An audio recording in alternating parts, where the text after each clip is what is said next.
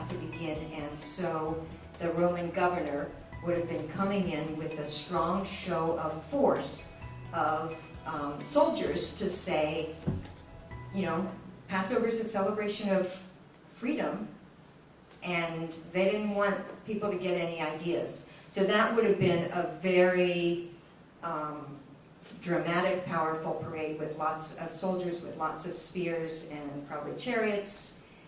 And so for me, this is a very interesting celebration of, after that parade, Jesus coming in and people waving palm branches and looking like ordinary people waving palms. You know, so it's almost street theater. It's a protest march that says, oh no, I don't accept your power. But you can understand why people were threatened. The next holiday in this Holy Week is called Maundy Thursday, or in some traditions called Holy Thursday. And this is the story of the Last Supper that Jesus shares with his disciples. It's a very tender holiday. We celebrate it by sharing a meal and then telling the story. Many folks celebrate it with washing each other's feet, because one of the stories is that Jesus washed his disciples' feet as an example of service. But then the story that's told is the story of his friend who betrays him, and then he's arrested by the Roman soldiers. So for me, it's a story about what it means to be human, because we all know something about betrayal, either betraying someone we love or feeling betrayed. We leave that service in complete darkness and in silence, sort of recognizing, going back and thinking about how that story speaks to our lives. The next day is Good Friday. That's the hardest holiday of the year. It's a horrifying story, the story of a brutal execution.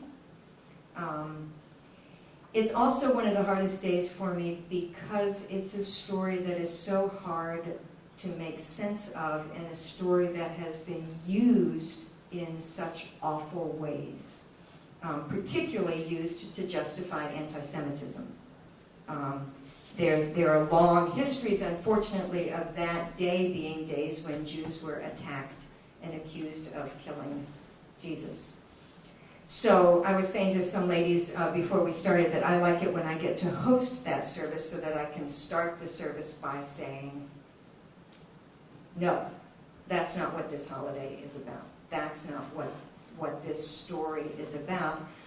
What we do know is that crucifixion was a Roman form of execution, and that Pontius Pilate, the brutal governor of Rome, wasn't going to be convinced by anybody but himself.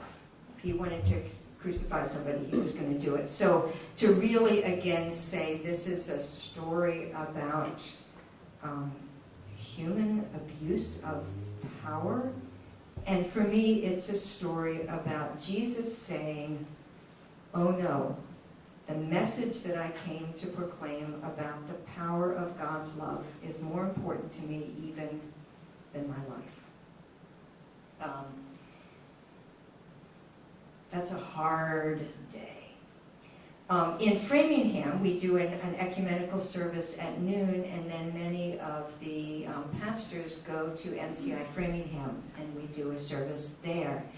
And it's very striking, the meaning and the power of that service in a prison where people really feel all the pain and loss and the ways they have experienced suffering in their lives. So that is Friday. There is an Easter vigil, which I actually have only attended one Easter vigil in my life, and that would be the Saturday night awaiting Easter. But it's not so much in the Protestant tradition, and so I only attended one once, and that was in India, actually. But Sunday morning is then Easter, and this is the most important holiday of the Christian year. It is the story of Jesus' resurrection.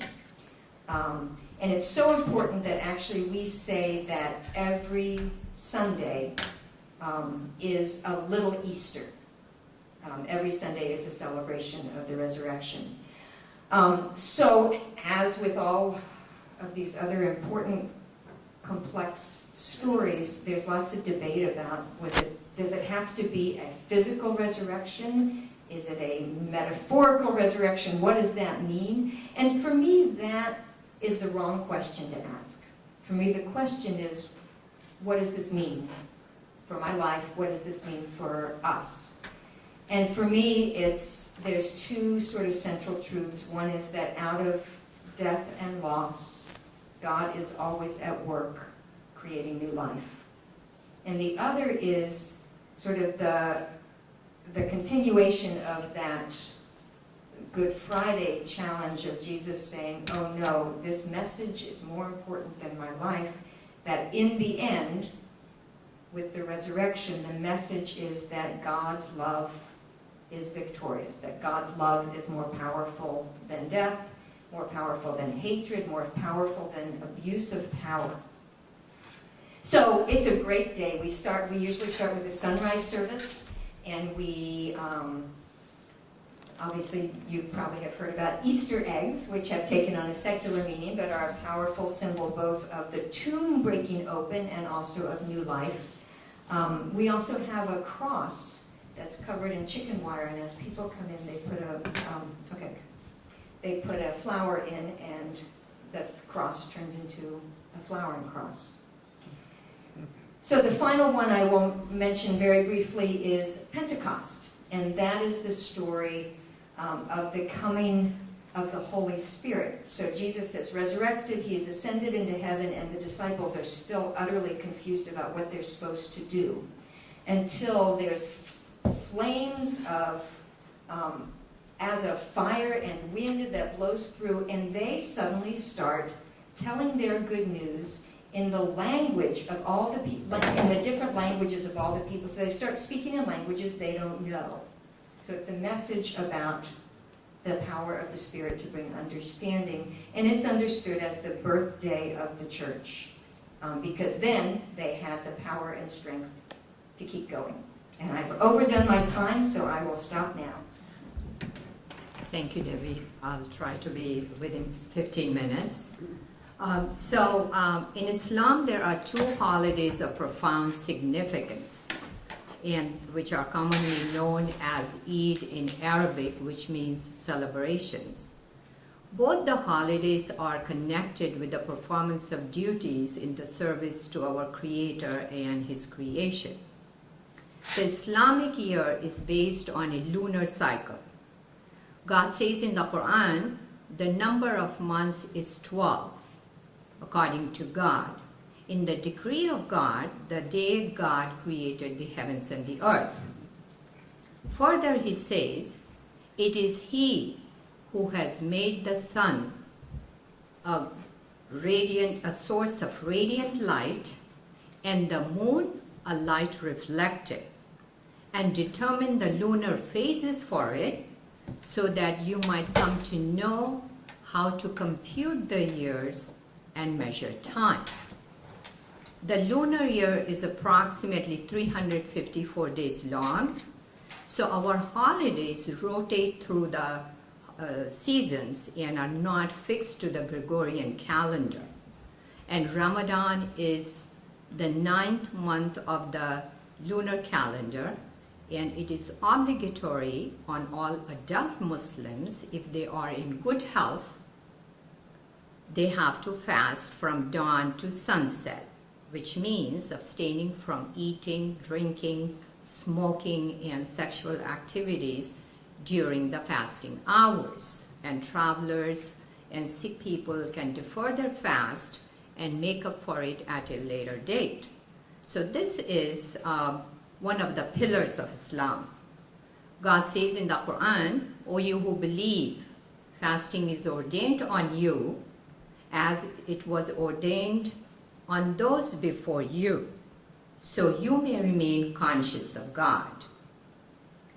So the ritual of fasting and other rituals of Islam were originally revealed to Abraham, since Islam is the continuation of the Abrahamic message. We follow the Abrahamic traditions.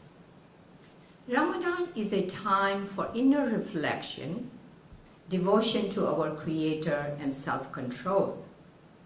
The essence of Ramadan is about changing one's ways to become a better person and to remain conscious of our Creator throughout our lives. If we just give up food and not make an effort to change, that would be negating the spirit of Ramadan. The primary objective of fasting is to focus on our spiritual growth and also try to achieve moral excellence. God says, to fast is to do good unto yourself, if you only knew. There are many good things that come about fasting. It helps us to develop self-control and get over the habits of laziness, selfishness, greed, and it also helps us to understand a little better how blessed we are whenever we eat a meal. We think about Ramadan as an opportunity for us to refresh ourselves for carrying out our duties as the upholders of the message of mercy and compassion. Ramadan is the time for unconditional forgiveness and mercy. Ramadan symbolizes the month of the Quran. God says Ramadan was the month in which the Quran was revealed as the guidance for mankind. God revealed his first revelation of the Quran to Prophet Muhammad through Angel Gabriel during one of the nights in Ramadan. This night is called the night of power, the night of destiny. It is an incredibly blessed night. Muslims spend the night in prayers and reading the Quran, and we pray for forgiveness and mercy. Muslims take extra time out during Ramadan to read the Quran, and mosques all over the globe hold special nighttime prayers in which the memorizers of the Quran recite the verses. And by the end of Ramadan, the entire Quran is completed, which has 6,236 verses. And so this completion coincides with the night of power. Everyone feels overwhelmed with the feelings of gratitude and love for our Creator. We pray for ourselves and for everyone, the refugees and the oppressed, and for justice and peace in the world. The month of Ramadan is surrounded with a sense of generosity and gratitude. Although charity and good deeds are always important in Islam, but they have special significance during Ramadan. Charity is one of the pillars of Islam, and it's obligatory on Muslims to give away at least 2.5% on their savings, and many people do that during Ramadan. In addition, if someone is not able to fast due to health reasons, they should feed someone if they are able to afford for each fast they miss.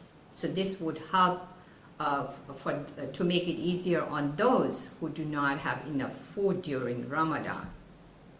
So it is clear that fasting and charity are closely related. By experiencing hunger and thirst, we can feel with the less fortunate, which helps us to become more compassionate. During Ramadan, many charities hold fundraisers, and we get to know many causes and understand the sufferings of people in other parts of the world. I think God has created some instruments for us to rediscover humanity, and I think Ramadan is one of those instruments. Mosques all over the globe stay open during Ramadan and serve fast-breaking meals.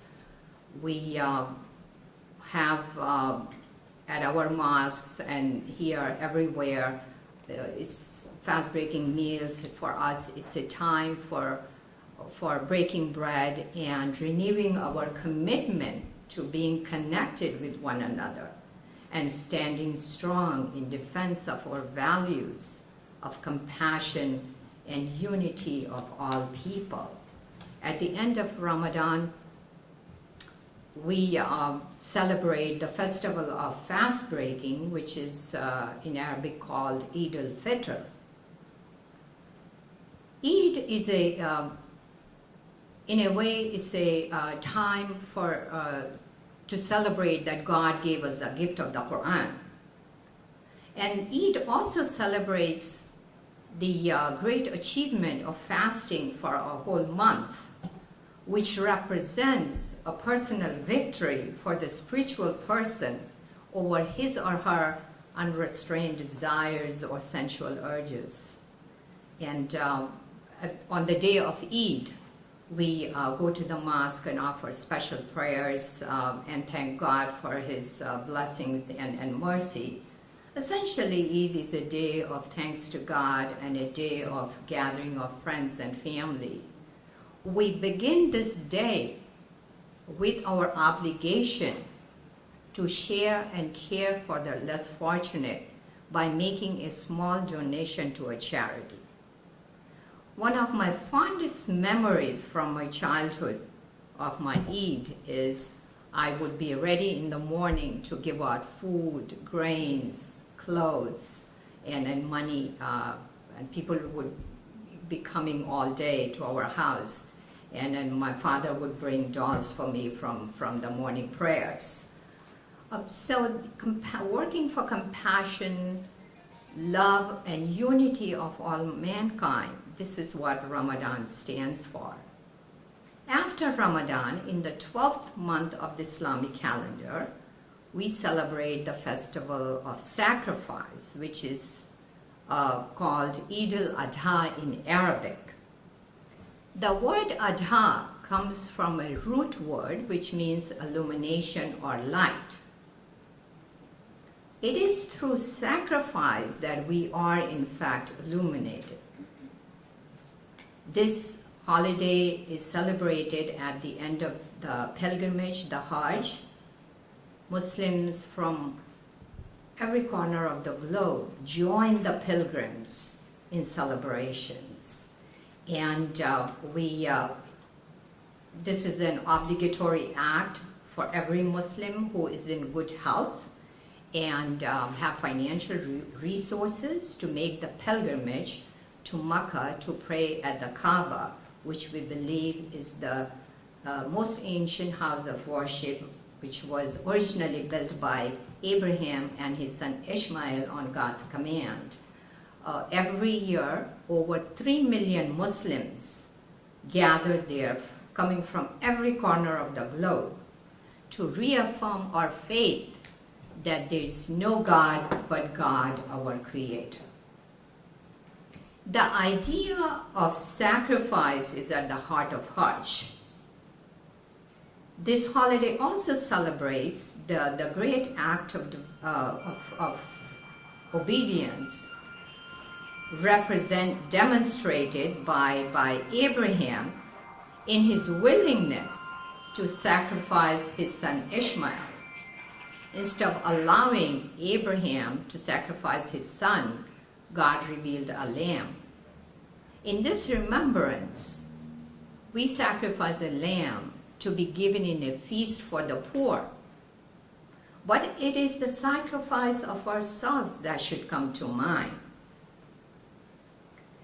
The sacrifice symbolizes obedience to God, and its distribution to others is an expression of generosity, which is one of the pillars of Islam. Each Eid holiday is a day of of great achievement for the faithful believer who observes the duties associated with it. The Quran teaches us to live our lives with the spirit of Ramadan and Hajj. Prophet Muhammad said, "The heart of a believer is the throne of compassion. That is the throne of God." And it should be our lifetime goal to try to reach that throne. Thank you. Okay. Well, thank you. It's a pleasure for me to be here. It was interesting in hearing the concentrating on the holy days that's going on. I actually first want to start with something interesting in looking at holidays, in terms of holidays versus what we're all talking about is not this holiday, because holiday, and if anyone had roots in Great Britain or England, a holiday is like vacation. Right. What we're really talking about are holy days, something set apart.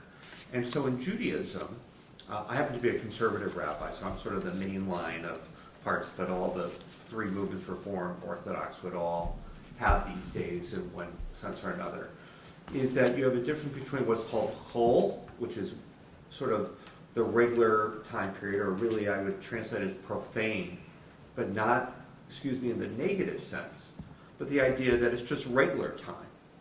Get up, go to work, do the things you have to do, versus kodesh, from the word holy. That this is now a time that's set apart to then celebrate, reflect exactly what you heard from Debbie and Shaheen. One of the things in Judaism, and now here's one of the things, I did a quick adding up because we were talking about 3 major days and then the days with Ramadan and Hajj and everything. I said, okay, in Judaism, how many days really are what's called holy? And I actually came up with about 75. Every year? So let's start, in a sense, and people say, well, what's the holiest day? What's the most important day in Judaism? People say Rosh Hashanah, you don't keep 4. I'll get to that. But it's actually the Sabbath, in Hebrew Shabbat. Because Shabbat comes, and this is now where you get the most, every single week. And, TGIF, thank God for Friday. It's really like, don't worry, Shabbos is coming, Shabbat is coming. It's that's the day we rest. And why, in a sense, it's the most holy is because it's not, all the other days are either biblically ordained, they come in the Torah, the 5 books of Moses, the Pentateuch, or in the Tanakh, the Bible, or they're straight historical days. And they have much more sort of a human element to it. But Shabbat was the day that God rested. And so why do we observe Shabbat? God rested, so too should we rest. So that's every week. But in reality, unless you're fully observant, we forget about that. And I think we could all say the days that in a secular world, the day comes up, I have to do it, or Sunday really should be is a holy day for Christians, not a shopping day. There's my plug. For people who say, you're Ramadan, but every day becomes an important day to reflect and to be able to do that. Same thing in Judaism. So that's Shabbat. There is something called Rosh Chodesh, sort of the first of the month that becomes not as a full holiday, but something semi-part. So let me take you through the calendar in a sense. So one part that Judaism and Islam are identical with is that we both follow a lunar calendar. But there's a difference. And in a way, I would, and this is me speaking, I would say for Islam is probably much more true to a lunar calendar because as you heard, Ramadan and all the holidays rotate throughout the year, through the season. So in some ways, Ramadan is much easier in the wintertime than in the summertime. I actually learned that when I was overseas in Afghanistan, and the Afghanis were celebrating. I was there when it was Ramadan. It was long fast days for them, and when it's hot, it's not fun. So Judaism follows a lunar calendar, but but it's really seasonal based in the sense that 3 major holidays have to fall at the right time period. So we actually, instead of having a leap day once every 4 years, we have a leap day in February, that keeps the calendar sort of in sync, we have a whole leap month. The last month of the calendar, and don't quote me, I can't remember, it's like every 7 or 9 out of 19 years or 14, I can't remember the exact one, that we add a whole other month so it syncs. So now let me get to the calendar. In one sense, Judaism is based on an agricultural cycle. The first month of the year, a lot of people say, oh, it's Rosh Hashanah, it's the Jewish New Year. It's actually not. It's in the springtime. It's the month of Nisan, and then Nisan has Passover. So why has Passover become the first month and the key?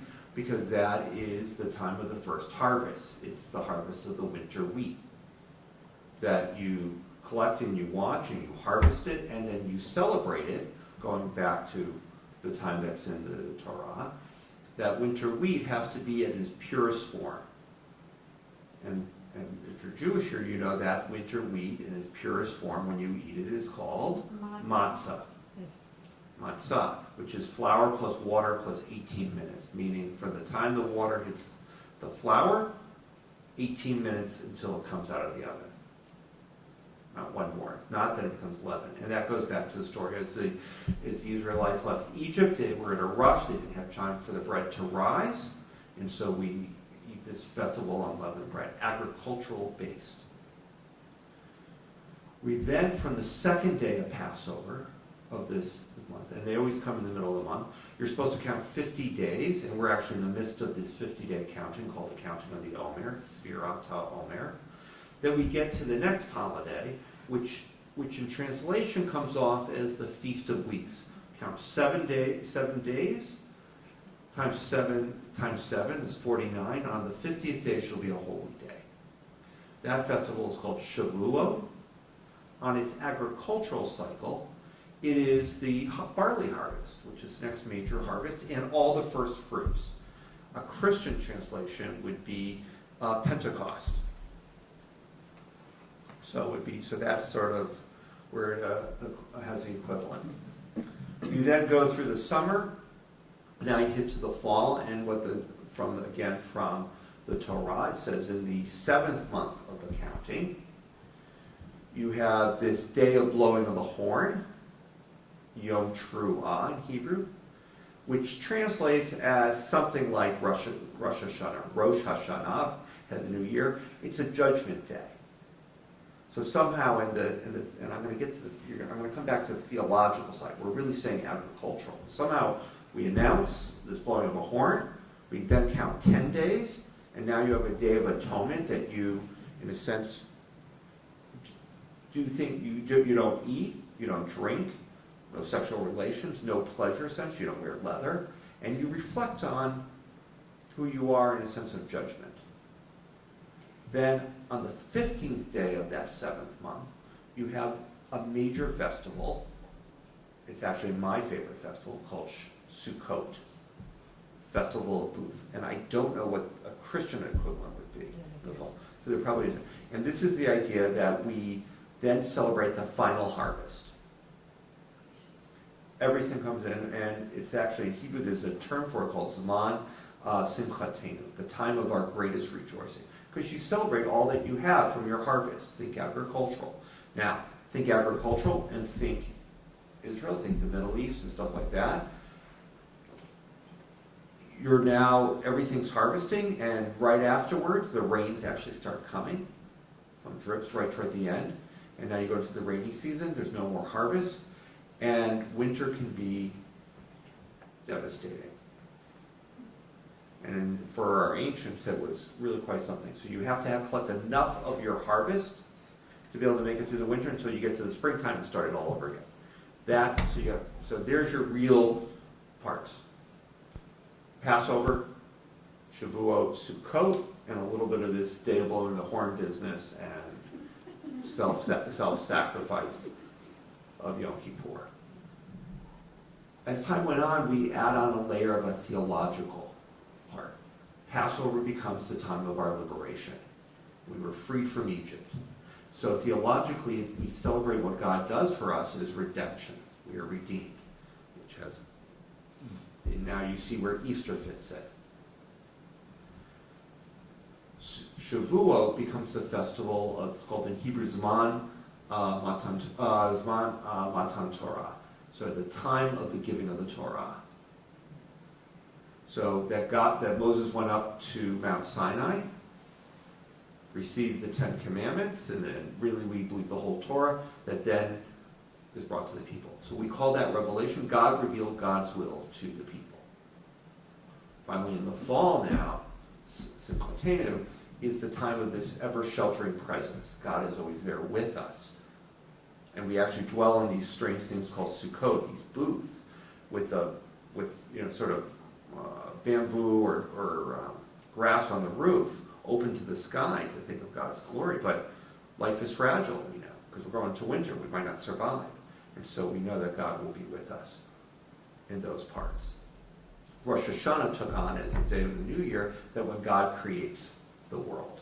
And so that day we have a new year, and believe it or not, the world is only 5,778 years old since God created it. And that's the rabbis doing rabbinic math of 6 days of creation, so Shabbat, the 7th day, 8th day was the creation of the Rolling Stones, because they're still around. Sorry. Adding all the other days together. So here you have these days that become the major holidays. I want to put in a couple just minor holidays that fall in there. And so those are major holidays, major festivals with this holiness.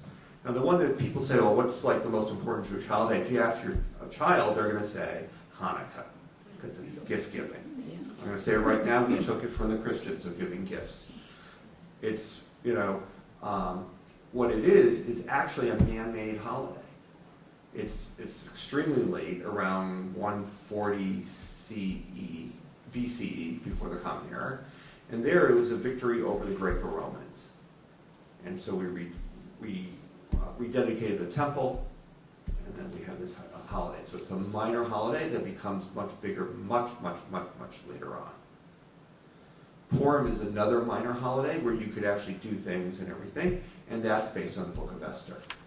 A couple other just quick holidays to throw in there that we'll have during the summer. It's actually the most forgotten holiday, or commemorative day, man-made in a sense, is called Tisha B'Av, the 9th day of Av, which is when we believe that both temples, the first temple and the second temple for sure, in 70 CE, was destroyed. The first one by the Babylonians, the second by the Romans. And that's the saddest day of the year, where there's like a day of mourning.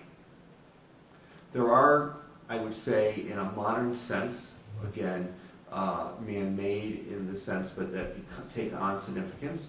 One in the springtime, and it follows sort of the birth of the state of Israel, the rebirth of the state of Israel, after 2,000 years of Jews being in diaspora and in sort of exile, and that would be, we celebrate a Memorial Day, Yom HaZikaron, followed by Yom HaTzmaut, Israel Independence Day, so it's also celebrated here, and then those are historical days, not in a sense.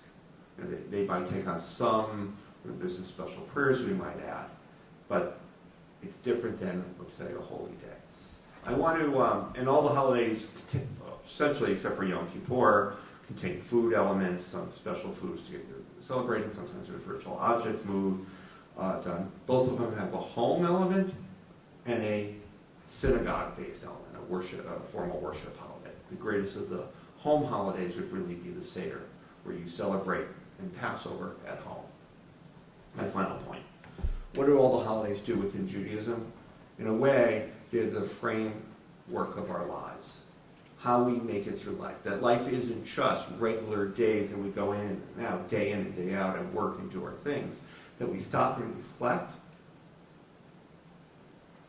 to give meaning within our lives, and that our ability to then find meaning within something greater. And each of these holidays allow us to do this, force us to do this in a way that we come up with it and to find meaning throughout. Thank you, Larry. So before I open up for the Q&A, I thought I'll ask a question to our panelists, and we'll be brief, like 2-3 minutes.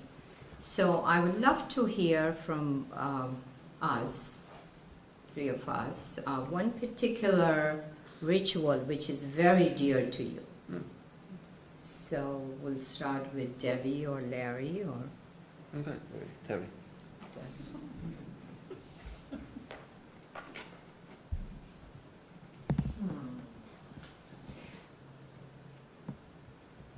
Actually, I will say, and this is the holiday that we don't pay as much attention to, but Pentecost, the ritual, and it's not.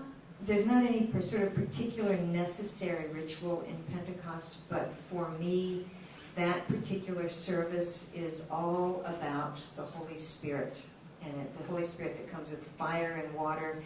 And so the ritual that we do in our church that I just love is we always have a Pentecost parade, and we have a humongous dove that, I mean, it would take up half of this room.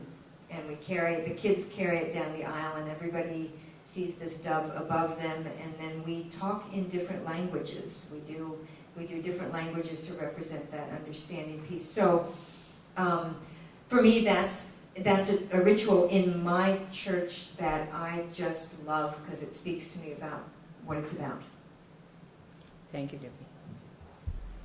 Larry? I'm going to first say number 2, and this is really just being the clergy. I actually do like Yom Kippur, because although it's a 24-hour fast day, and maybe it's not so bad for me because I'm working the whole time. But I actually like with the liturgy and the music in that sense. But the holiday I personally just always have loved is Sukkot. And it is with the ritual objects we use, which seems very primitive in what extent this branch that contains a palm branch, myrtle, willow, and something close. It's called citron. You sort of put it together and you wave it. It's like a primitive rain dance type thing. But I find it very internally moving. And part of the holiday is to dwell in this sukkah, this part. And so I have one. It's a modern one. It's all snapped together. I do it in 45 minutes at my house. But I love just sitting there and reflecting and sometimes reading, because in a way that's what I can connect with my ancestors. So again, that the connection to something greater and beyond us is always important. Thank you, Larry. So for me, one of the rituals during Hajj is to walk between the hills where Hagar, the mother of Ishmael, walked frantically searching for water when baby Ishmael was crying with thirst. As a woman and as a mother, it is gratifying to see that every pilgrim remembers her struggle and her faith and trust in God, and then the triumph when God, opens up the spring. So it's to me that ritual is very profound because God says in the Quran, the Quran doesn't call Hagar a slave woman. The Quran gives equal status to Hagar and Sarah as Abraham's wives, and Ishmael and Isaac as their sons. When Malcolm X went on the pilgrimage, he saw something which he had only dreamed of, the true equality of man. People of all colors, white skin, brown skin, black skin, blue eyes, and people from all social status stood together, shoulder to shoulder, to worship one God. For the first time, Malcolm X felt as equal to others for the first time in his entire life. And during Hajj, we also reflect on Prophet Muhammad's last sermon, which he delivered during his pilgrimage. He said, all people are created equal, and no one has superiority over another human being. So for me, in this ritual, and I was fortunate to do my pilgrimage 20 years ago, and I have this, I feel the profound meaning in that. And I feel that the Festival of Sacrifice represents more than fasting during Ramadan, because there is a profound lesson in it, in the pilgrimage and the binding of Abraham's son. The lesson conveyed is twofold, that God is merciful and just. And the proof of our devotion to Him is justice, equality, and mercy for all people. And God says in the Quran that behold, we have created you from a single pair of a male and a female, and made you into nations and tribes, so that you may come to know one another, not that you may despise one another. So I'm grateful to you all for coming here, making an effort to further your understanding. And thank you for being with us, and now we will take questions.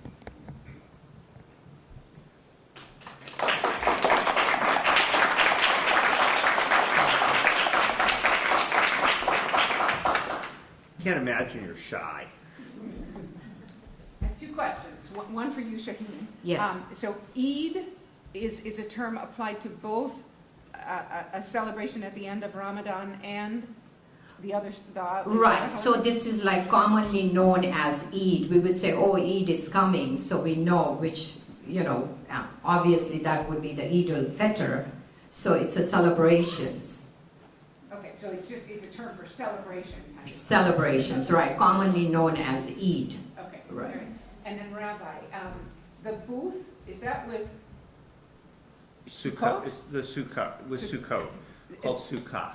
Sukkot? Okay, and you said you sit in it. So what is the how does it relate to the holiday? Like how did it come about? So the idea was that and it's mentioned in Numbers, I believe, when the children of Israel were going through the wilderness, they dwelled in these booths, as part of, God's protecting part. So I'm going to be a little sort of critical here. So somehow they found the Home Depot. They bought the wood they needed, because, they were in the wilderness, not exactly a lot of wood hanging around and all the supplies.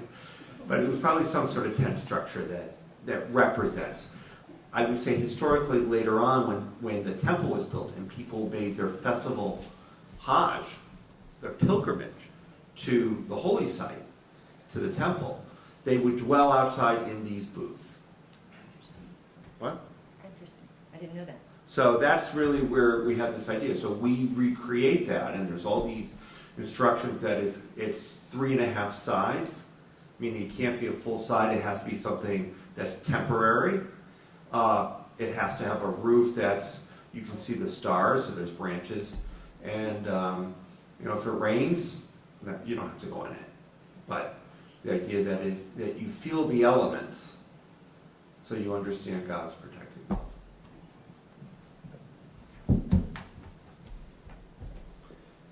Yes. One question for the rabbi. I have heard that there is something that happens every 7 years. Mm-hmm. Could you talk about that a little bit? Sure. So something happens every 7 years? That's the question. Okay. So it's what would be called in Hebrew a Shemitah year. So according to, it's in in Book of Numbers, every 70, so you count 7 years. So 6 years, it's like a Sabbath.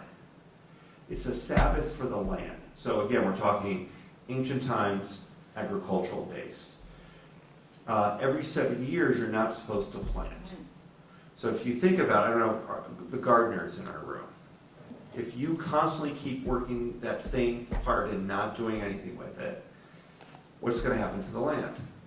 It becomes so the idea is that, and it's based once not the children of Israel when they were going through the wilderness, but once they're in the land, in the land of Israel, in the Holy Land, that 6 years they would work it. On the 7th year, they would let it go free. They would let it fall.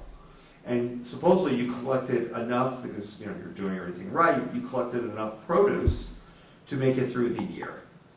And interestingly, and I love the whole idea of charity, is that if the land goes fall, whatever grows, and you can take. And it's important that the poor have the right to take anything from the land. And there's other things when you plow your field, for example, you're supposed to leave the corners for the poor. Now, it doesn't tell you how much you're supposed to round the corners. Some people can be really tight in how they do it and leave a little. They still have to leave something, but they can really go as far as they can to collect their profit and the rest of the poor. Others, nice broad strokes. Same thing when you go through and you pick up or you're doing something. If anything that falls on the ground, that's for the poor. The book of Ruth, by the way, if you've ever read it, she's out in the field gleaning after the stuff. The idea is that she was poor and whatever fell on the ground was for her to take. And that's when Boaz makes the statement of, let everything fall. Be very generous on what falls so she can glean afterward. So, but the 7th year, and then 7 times 7 in the 50th year is called the Jubilee year. And that has all these other things that are stipulated with it that are really only applied technically when back in biblical days and everything.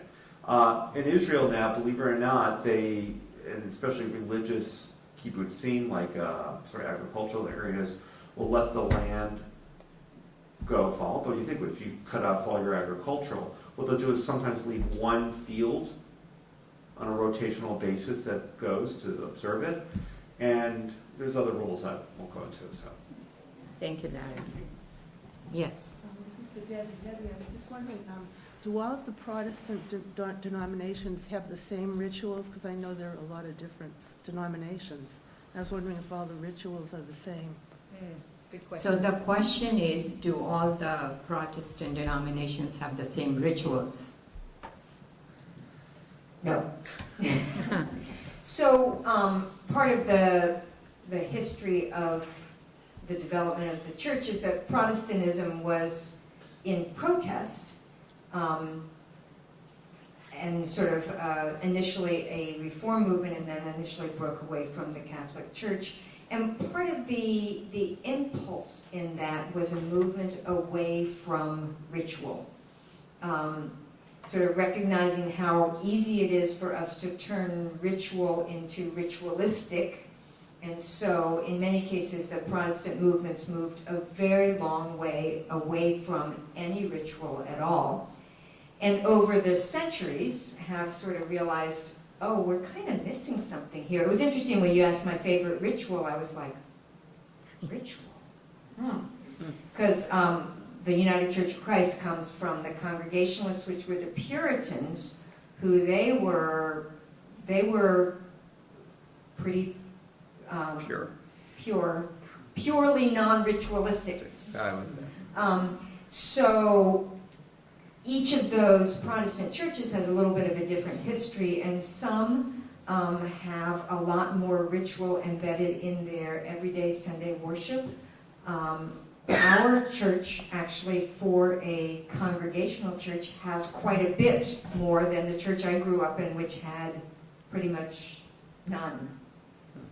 So very few opportunities for participation. So you'll find a wide variety, and some of what I described are things that many churches do. But there's not a lot that every church has to do in terms of ritual. I think in the Catholic Church has a much richer understanding of ritual. We are beginning to learn that a little bit, but so what I was describing in some cases was an example of what we do. Just to follow up on that, many of the Protestant churches come from different countries. Right. So the German Lutheran had its own types of rituals. The Swedish church had its own types of rituals. Wherever Protestantism came out of Europe, they had their own cultural differences. I don't know what they all are. Maybe you know some of them that... Thank you. Did you all hear him? Yes. Thank you. That's a really good point. So some of it is cultural. Some of it is the particular strain of ways it broke away from Catholicism.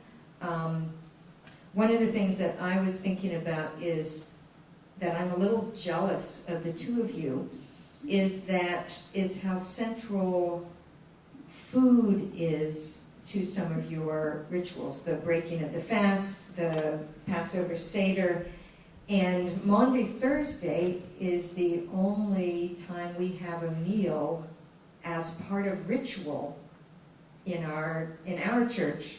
The other meal that we share is communion, but at this point that's really a symbolic meal. You're not sitting down and sharing a whole meal. And so it's striking to me, I was like, oh, that's really interesting that that's a significant difference. So so that means, can you hear me?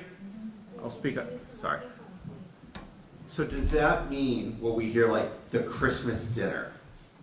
You know, the big Christmas dinner we hear either the evening or during the day is really just A dinner. a dinner and not ritualistically connected to scripture or holiday event. So, largely yes. So it may be ritual, but it's more family tradition ritual. I think there are some exceptions in, I think the Orthodox, there are some very ritual elements with food. There's the egg breaking at Easter.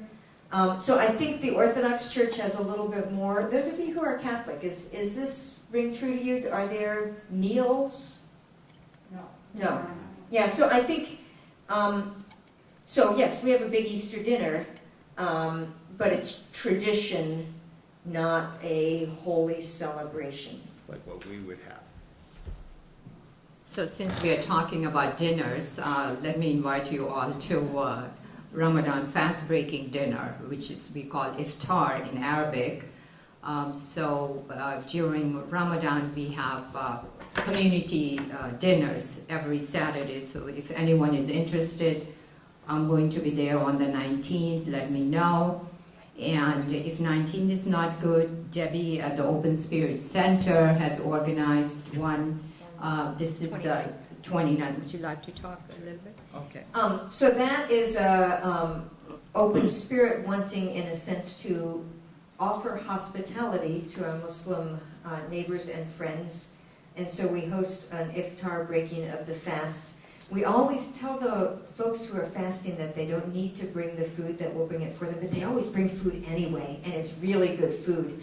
But it's really an opportunity both for those of us who are not fasting and who are not Muslim to come and say to our brothers and sisters that we honor the depth of this tradition, and it's a really great opportunity to learn about it because Shaheen and others will speak about what their experience of fasting is like, and that's always a really... So there's some flyers in the back about it.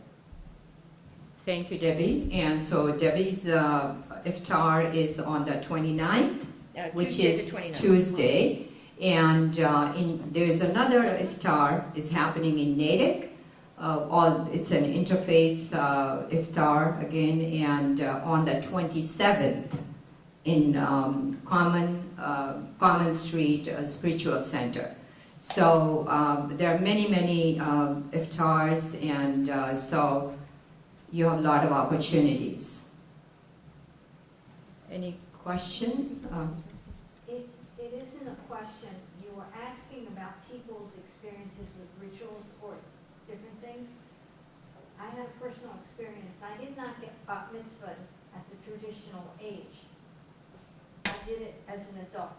and relatively mature age. And having gone through that experience and spending a year learning and studying as a rabbi was a very moving thing. I shared it with family and friends, and I would say that was one of the highlights of my life. Thank you. Well said. Thank you for sharing. So, Other questions? yes. One of you spoke of a regular Sabbath being a holy day on itself, but there are so many Sabbaths across the year. Is there something that from each faith, because you each have some sort of Sabbath, where that day can be, how would we think of that as being a special holiday? How is it not just, okay, the week has rolled around again and I'm going through this, if you will, a ritual or a celebration or something? How do I make it, think about it as being a special holy day each time I celebrate it? Great question.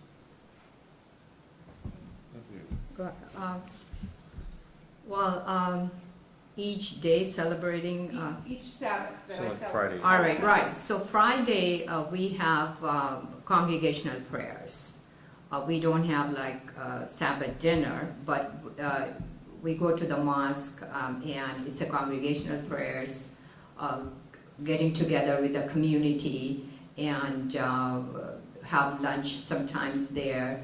So that, I would say that is, if I'm home, I'm looking forward to going for Friday prayers. So we call it a Friday prayers. It's not called Sabbath. It's going to the Friday prayers, and it's a great feeling. You get to listen to the Quranic recitation and listen to a sermon and reflect on the meaning of life and the purpose, why we are here, and our Creator, and it's meet community members, and again. We will hear about the sermon also would include the current, affairs. So we get to and then pray for everyone, pray for the peace and in the world. So for Judaism, Shabbat, the Sabbath, really becomes. We were supposed to celebrate it. One of the doesn't mean everyone does. One of the great sort of modern Jewish thinkers of the last 2 centuries, Abraham Joshua Heschel, actually called it a sort of a cathedral of time. He used this whole idea of it's a palace in time, that you almost become timeless in that part. You separate out of the space of the secular world and enter this time. So how do you do that? By stopping. Here's maybe the best example I can give you. If you're, is could you go one full day, starting in the evening, because Jewish holidays, and the Sabbath begins in the evening on a Friday night at sundown. Could you turn off your phone for 24 hours, turn off the TV set, I'll let you drive just to your place of worship, Sunday, if you do a Sunday over here. Not watch TV, certainly not watch the news, because how can that be joyous? No matter what, wherever you are. And just take the time with family, friends, reading, that nap you were looking forward to doing but never get to. Beyond just like going to bed at night, sitting around a table with a good meal that you're commanded to have, and lingering, going for a walk with family, friends, reflecting on the divine creation that we have. That is both food and prayer and reflection. That is celebrating this idea that God commanded us to rest, so too should we rest. And it's always a day that I can always say you stop, take a deep breath, take a step back, reflect upon the week, recharge, and then at the end of Saturday night, get ready to head back into the week.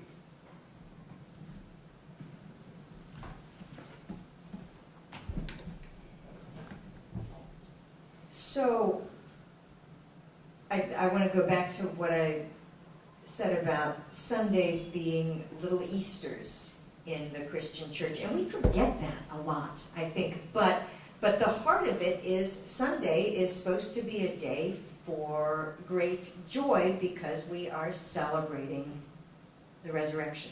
We are celebrating the victory of love over hate and death and fear. We don't always remember that, but central to the Christian faith is communal worship, and that's that community celebration of the resurrection is what it is intended and understood to be. It's a good reminder that if worship isn't joyous, we're missing something. And sometimes we are missing something, but that it's all about celebration. So during the season of Lent, I didn't mention this a lot, but in many traditions, people will give something up for Lent. So they give up chocolate. When I was a kid, I gave up pancakes because I hated them already, and I said, no, it doesn't work that way. Chocolate, that's a challenge.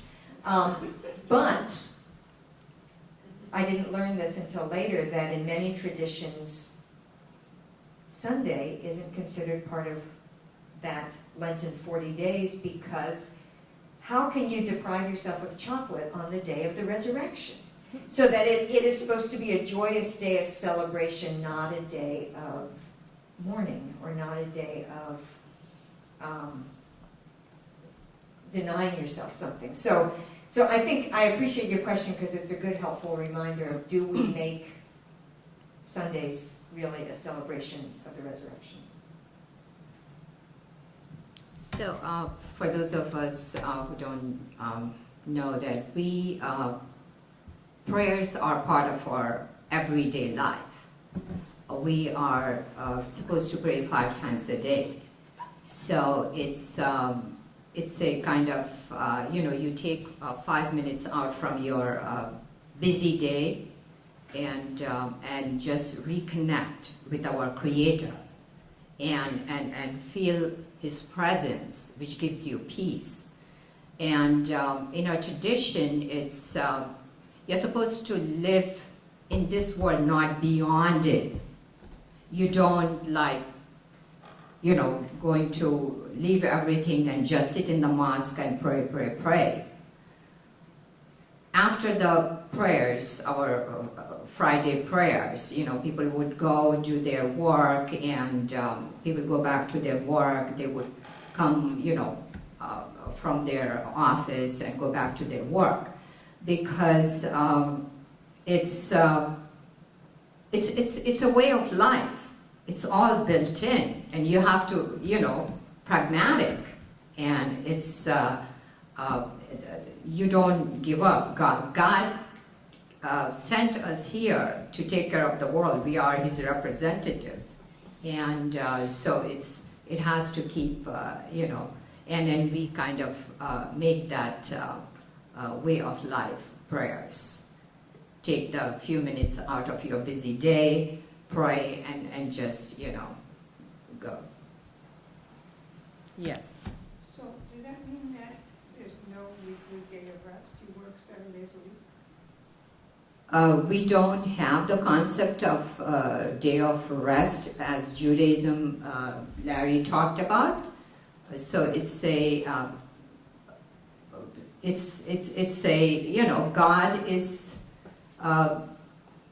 God is transcendent, and He's in control of everything, and He doesn't need rest type of thing. So it's a that's not the concept we believe in. So a Muslim will never not go to work? Well, that is a very silly question. All right. The point I'm trying to say is that you have to live in this world and not beyond it, meaning just giving up things are saying, this is so because it's a part of our life to do the work, take care of everything, and of course you would, you have days off, you go on vacation, you do all kinds of things like everybody else does, but we don't have the concept of Sabbath from the evening to the the next day. And I believe in your Jewish tradition, some people have it ends on Sunday, or they don't. No, just Right. Friday night to Saturday night. Right. So I'm going to actually add to what Shaheen said. And this is an observation that I had when I was in, into the second half of 2011, I was overseas on a deployment. And I love watching people pray. I just think I love to see how people connect to something greater in Christianity.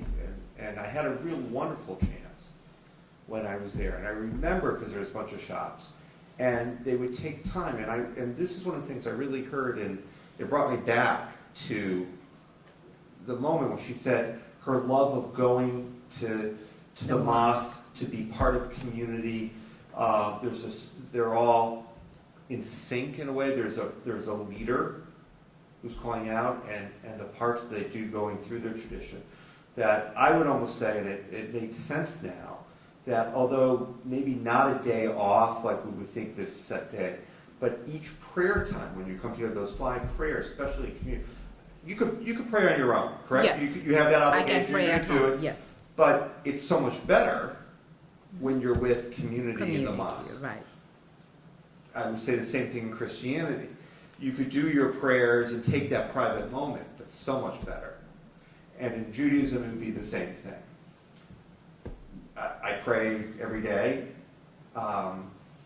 It's so much better when we're in community. And I think, so then maybe the rest period, the reflection period, is those prayer moments. Does that make sense? When you're together, it's not the formal day here Right. you connect, but coming together as community. And that's, in a way, as you're hearing, all 3 of us celebrate what becomes a huge part of our celebrations and our these days is about coming together in community within other people. Does that make sense?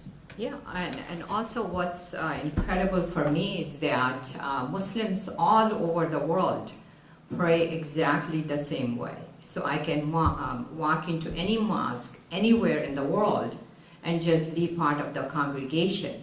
I don't need to worry about, they are different and I'm different, they're going to pray differently. And also the men, women, and children, we would all have the same prayers. And it was so incredibly moving when I was on the pilgrimage, people coming from different parts of the world, and they were saying the phrases and the chapters of the Quran, which, I was saying the same thing. It was just, and you feel, it's just, feelings cannot be described, and it's just incredibly profound moments. And, and being with millions and millions of people, it gives you more of a wow, not just wow, it just cannot describe that, yeah. Yes? Could you explain some of the differences between the Sunni and the Shiite, and why there is so much antagonism? Right, so the question is, what is the difference between Shia and Sunni? We all have the same Quran, and there is no difference, except the difference is on the decision of who was going to be the leader after Prophet Muhammad's death.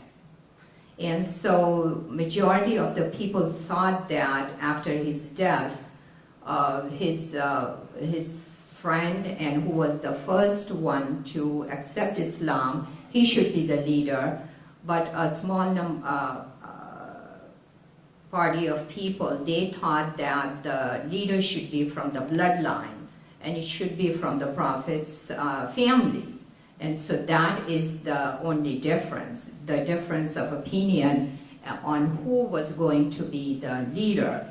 But now what has happened is that it has become very political. And then on top of that, there are so many other countries are involved in this, and so we are seeing this, getting bigger, which is extremely unfortunate, extremely unfortunate. And actually, when I was on the pilgrimage, I was with a group which I didn't even know that was the Shia group. And at the end, one of the women, she asked me, "How did you feel?" I said, "About what?" "Oh, you were with the Shia group." I said, "So what?" I didn't even know it, and it didn't make any difference. And we have Shia people come to our mosque, and we go to their mosque. But it's the politics, the leaders, they are making this. And that's why and you are seeing this in the news and in the newspapers everywhere. This country and that country, and so that is the biggest problem. It is extremely unfortunate. Other questions?